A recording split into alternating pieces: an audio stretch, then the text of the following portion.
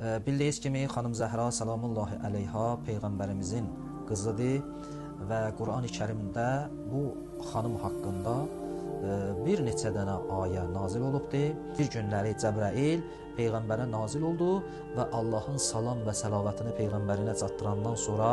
buyurdu: Ya Rasulallah, gərək 40 gün Xədicətül Kubra salamullahi əleyhadan ayrı qalasan. Məhz Allah Taala xanım Zəhra salamullahi əleyhanı bütün insanlara haqq və batil meyarı qərar verdiyi üçün həm onun ilk nütfəsini cənnət meyvəsindən hasil olmağını istədi və əmr elədi və həm Peyğəmbərin 40 gün xanım Xədicətül Kubradan ayrı düşməyi, məhəbbət, eşqi daha çoxaldı və həmçinin də itaət və ibadətlə məşğul oldu. Bax, bunlar hamısı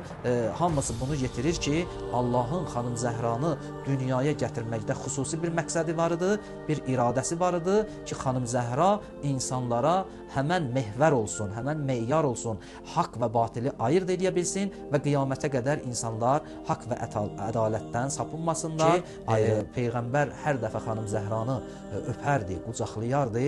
və bir gün Aişə ona deyir ki, Ya Rasulallah, nə üçün sən xanım Zəhranı bu qədər əzizləyirsən, bu qədər onu sevirsən, məhəbbət edirsən? Peyğəmbərimiz buyurdu ki, mən hər zaman xanım Zəhranı qucaqlayıram və onu öpürəm, cənnət qoxusunu hiss eləyirəm, cənnət qoxusunu alıram.